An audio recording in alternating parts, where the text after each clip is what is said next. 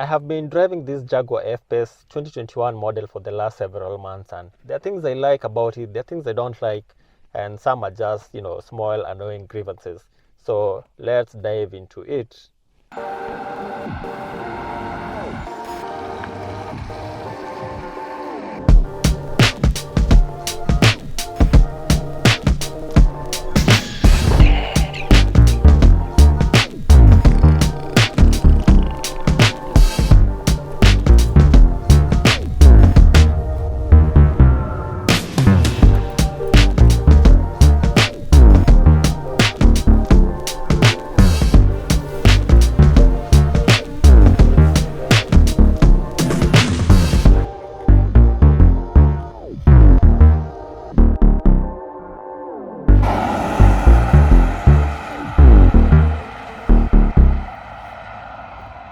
The first thing that I really like about this car is this massive giant panoramic sunroof, which currently I've closed, but yeah, let me just open it.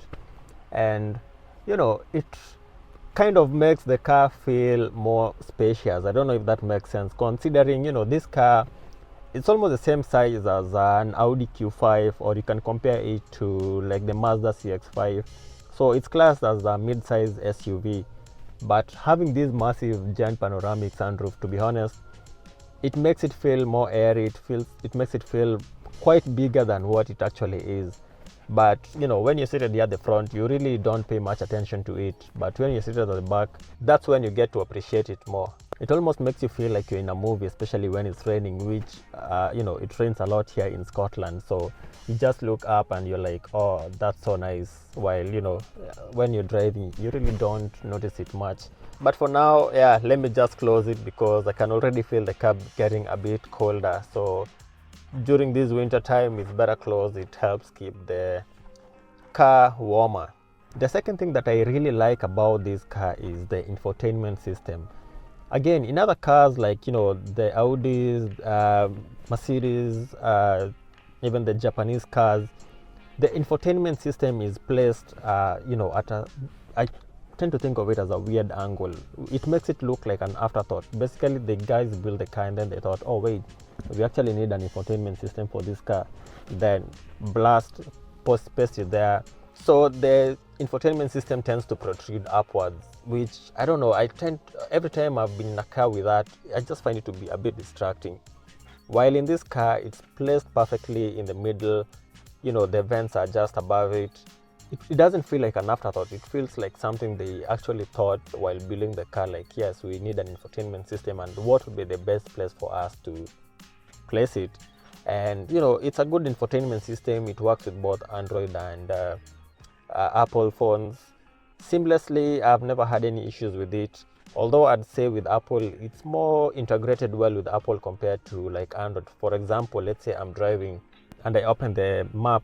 When I use an Android phone, I don't see the map on this side, just above the steering wheel. I can only view it on this side, that is on the main infotainment system. But if you're using an Apple device or using the default navigation for Jaguar, then you can see the map on this side, the main infotainment system, as well as on this small screen just above the steering wheel. So I don't know why they don't like Android, but not really even an Android thing, but actually Google Maps.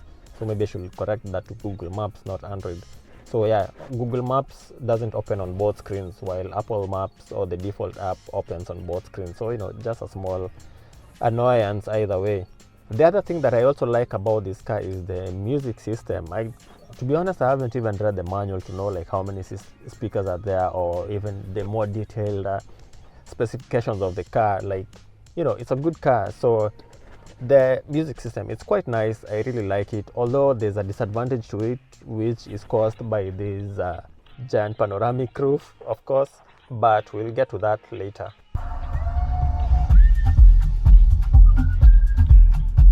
Another thing that I like about this car is they did leave a lot of physical buttons. Nowadays, more cars are moving to like touch screens or some weird capacitive touch screens, which while you're driving, you really want feedback. You want to be able to control your car without having to look at what you're doing like on the side, apart from focusing on the road.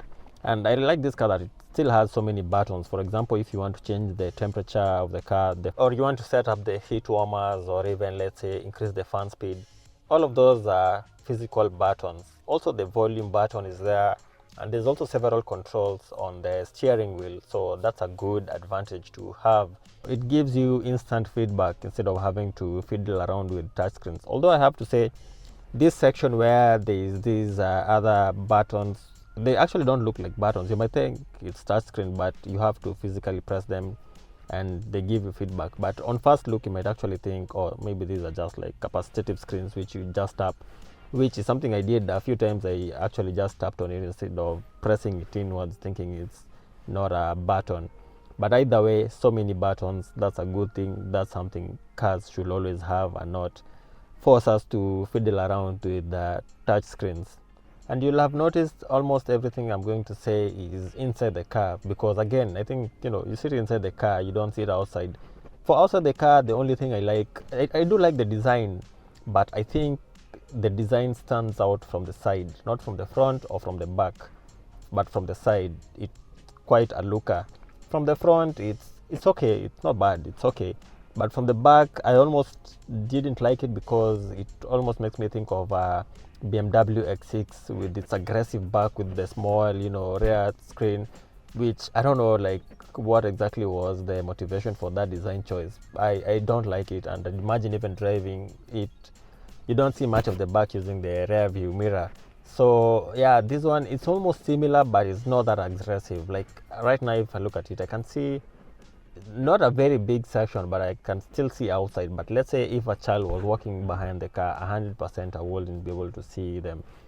But they corrected that by placing very good 360 cameras in the car. So, again, that will help you in navigation. Plus also there's so many sensors. So when you're driving, moving back, reversing, or doing whatever, there's always a sensor that is going to make some kind of noise.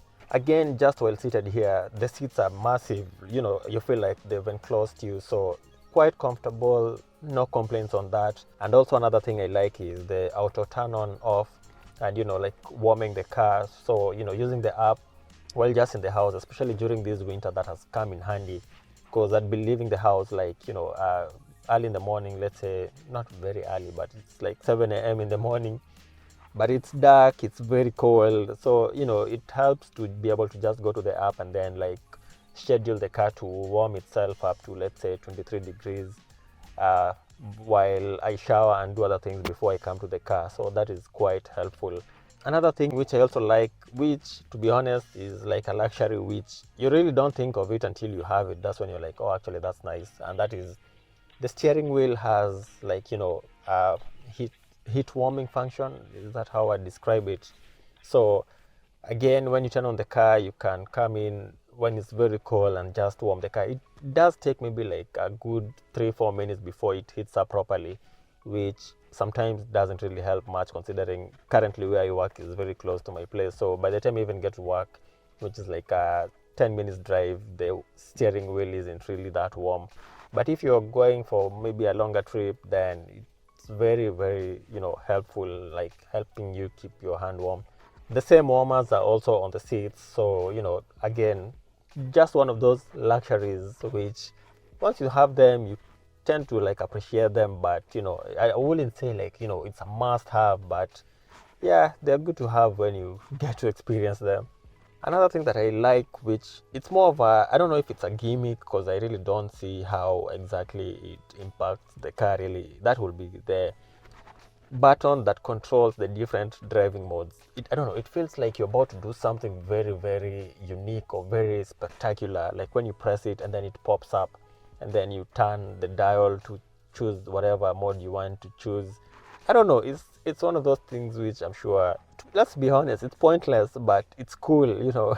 So yeah, that's more of a cool factor which I really like whenever I'm doing it. Or let's say you're driving and then you want to overtake a car and you're like, oh, I'll just use sport mode.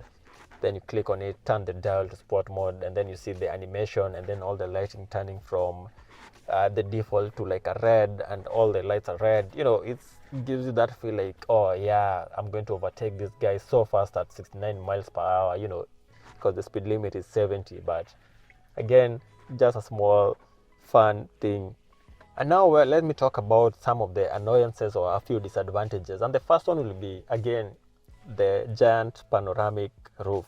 Beautiful, good to look at, makes the car feel spacious, but it has two downsides. And the first one is it creates more road noise, which, when you're driving, like, you feel the road is quite louder compared to. I'm sure I haven't driven the car without this panoramic roof, this exact model that is, but I'm sure that model is quieter compared to this car because, again, it's glass, so just basic physics, I guess.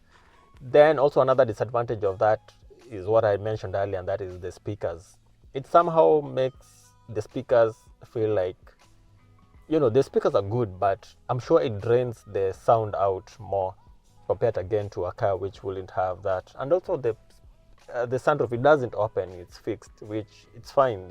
It's not like I'm going to go on safari here and need to open it to have my head outside, so that's fine, but it drains the sound out, the same thing as draining the heat out. That's why, like, for that few seconds I opened it and above closed it, I can feel the car is quite a bit cold, and it's only 8 degrees Celsius. So yeah, I mean, a very small disadvantage, but a disadvantage regardless.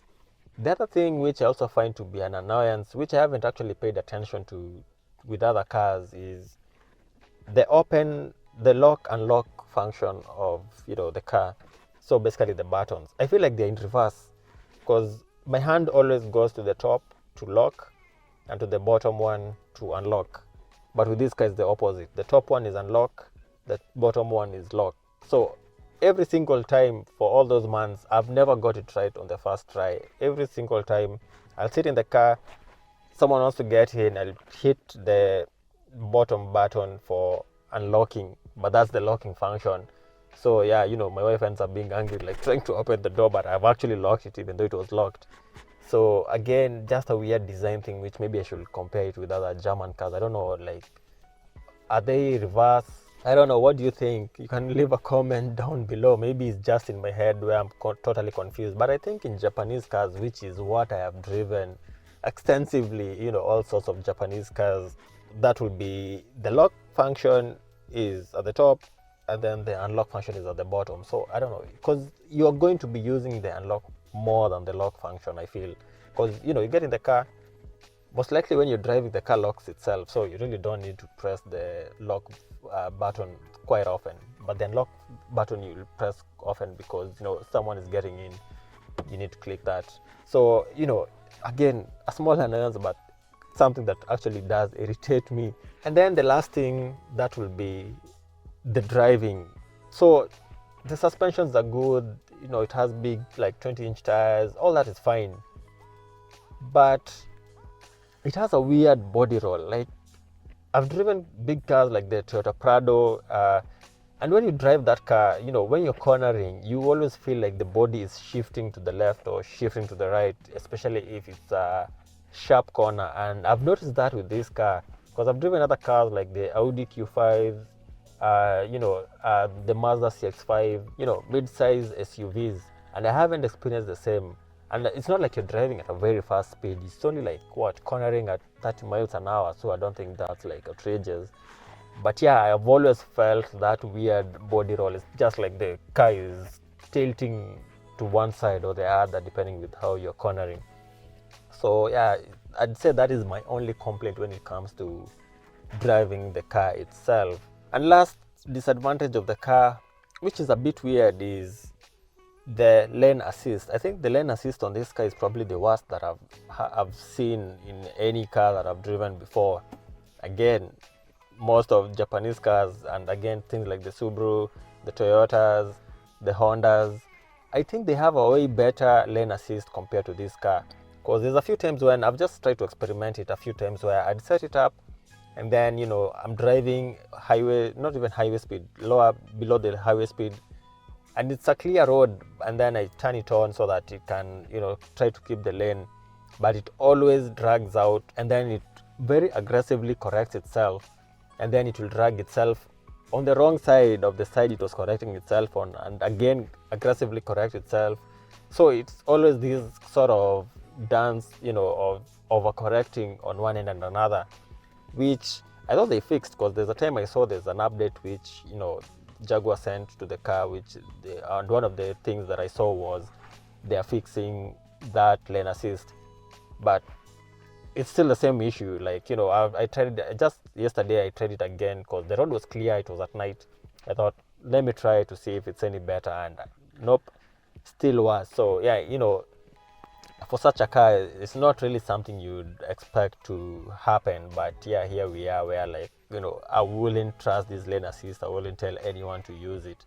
What I'd use though is the speed limit control. I think that's a good thing if you, especially a person that is heavy on your foot. Basically set the speed control, let's say it's 50. You can set it to that, and even no matter how hard you press on the accelerator, it's not going to go beyond 50. So I think that's actually a very good feature which can be added in also many other cars to control some of us with a heavy foot. But either way, it's a good car. I really like it. My wife was asking me, what would you want to change to? And yeah, I don't know, like, reliability wise, so far nothing has broken. There's only one thing that broke at maybe 5,000 miles. When it reached 5,000 miles, it was like a belt which it snapped, but it was still under warranty, so they fixed that quite easily. And since then, that's more than a year later, nothing really, as the Scottish say, touch wood, nothing really has gone wrong. But personally, I still have that feeling of, if something fails, it's going to be very expensive to fix. Again, remember, I'm coming from a Japanese car mindset where, fixing them is quite cheap, but also most of them are very reliable. While this Jaguar, if you read online, so many people are like, oh, it has so many issues, blah, blah, blah. But so far, at 20,000 miles, so far everything has been going fine, and I hope it will remain the same. Nothing is going to go wrong. But yeah, tell me, what do you think? Either way, thank you for watching, and see you in the next video.